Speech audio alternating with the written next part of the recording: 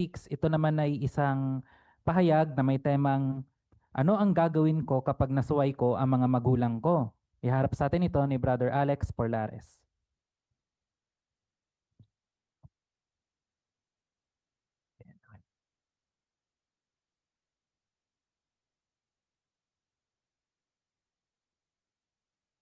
Maraming mga paraan ang mga magulang para maipakita nila ang pagmamahal nila sa kanilang mga anak.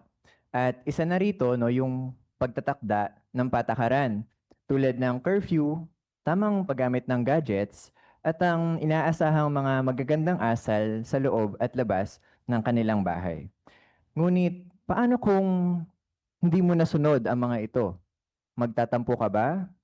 Magdadahilan o magsisinungaling para pagtakpan yung kasalanan na gawa.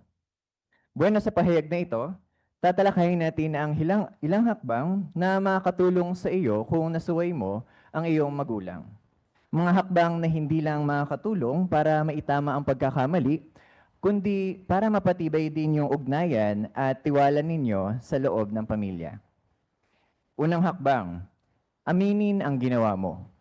Binabanggit ng Kawikaan 28:13. Ang nagtatago ng kanyang mga kasalanan ay hindi magtatagumpay. Alam ng mga magulang mo na hindi ka perpekto. Pero kung magsasabi ka ng totoo, mas malamang na mapagkakatiwalaan ka pa rin nila. Kaya kapag nagtapat ka sa kanila, makikita nilang nagsisikap kang maging tapat. Ikalawang hakbang, mag-sorry. Binabanggit ng unang Pedro 5:5. Magbihis kayo ng kapakumbabaan.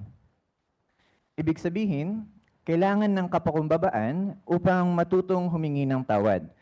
Ang tunay na paghingi ng tawad ay hindi palusot, hindi pagbibintang, at hindi pagdadahilan. Kapag natuto tayong magpakumbaba at aminin ang pagkakamali, naiiwasan natin ang pagiging manhid ng konsensya. Ikatlong hakbang, tanggapin ang resulta ng ginawa mo. Binabanggit ng Kawikaan 8:33 na makinig kayo sa disiplina. Ibig sabihin nito, huwag magreklamo, kundi matutong tanggapin ng bukas sa loob ang anumang pagbabawal o disiplina mula sa iyong mga magulang. Kapag nagrereklamo ka tungkol sa parusang ibinigay sa iyo, lalo mo lang pinapahirap ang sitwasyon. Kaya kahit mahirap, mas mainam na tanggapin ang pagbabawal at huwag mag-focus sa mga bagay na hindi mo na magagawa. Sa halip, ituon ang pansin sa aral na matututuhan mo mula rito. Ikaapat na hakbang, gumawa ng paraan para maibalik ang pagtitiwala sa iyo. Binabanggit ng Efeso 4:22. Alisin ang inyong lumang personalidad na naayon sa dati ninyong paraan ng pamumuhay.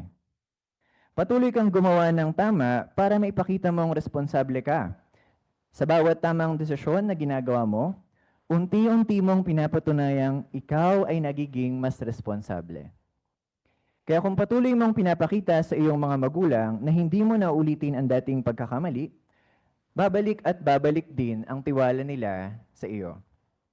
Isa sa mga epektibong hakbang upang maibalik ang tiwala ng mga magulang ay ang paghigit sa kanilang mga inaasahan.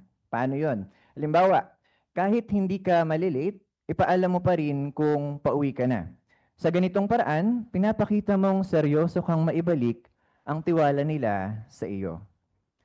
Bueno mga kapatid, basahin natin ang binabanggit ng Colosas 3:20. Colosas 3:20. Kung nariyan na kayo, ganito po ang binabanggit. Kayong mga anak, maging masunurin kayo sa inyong mga magulang sa lahat ng bagay. Dahil talagang nakakapagpasaya ito sa Panginoon. Bahagi ng pagsunod ang pagtanggap ng disiplina at pagtutuwid, lalo na kapag nagkakamali. Kaya kapag nakagawa ka ng pagkakamali sa iyong mga magulang, tandaan ang tinalakay natin. Una, aminin ang ginawa mo. Ikalawa, mag-sorry ng may pagpapakumbaba. Katlo, tanggapin ang resulta ng ginawa mo. At ikaapat, gumawa ng paraan para maibalik ang tiwala. Kaya sa susunod na ikaw ay masuway, Huwag agad magtago, magreklamo o dumistansya. Sa halip, piliin mong aminin ang mali, magpakumbaba, at ipakitang karapat-dapat kang muling pagkatiwalaan. Sa ganitong paraan, mas titibay ang ugnayan ninyo bilang pamilya at tiyak na mas mapapasaya mo ang Diyos na Jehovah.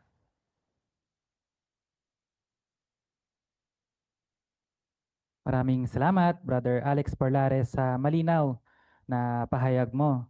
Mahusay yung pagkaka-explain mo nung sagot dun sa question kung ano yung gagawin mo kapag nasuway mo ang mga magulang mo. Pero ang inoobserbahan namin sa inyo yung conclusion ng pahayag mo dito sa ah, council point mo sa TH Aralin 20.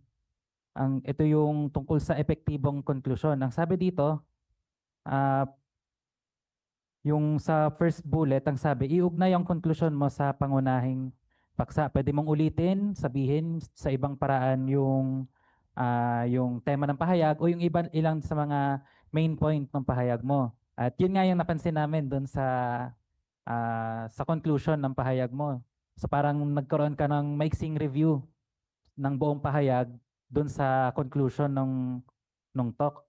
Yan. At dahil dito, para mas tumatak sa amin bilang mga audience mo, mas tumatak sa amin yung kung ano yung lesson na makukuha namin dito sa pahayag na ito. At higit pa dyan, o hindi lang yan, sinabi mo rin yung kung ano yung pakinabang namin sa pag-a-apply sa mga principle na discuss dito sa pahayag mo. Kaya muli, maraming salamat Brother Perlares sa mahusay na pahayag.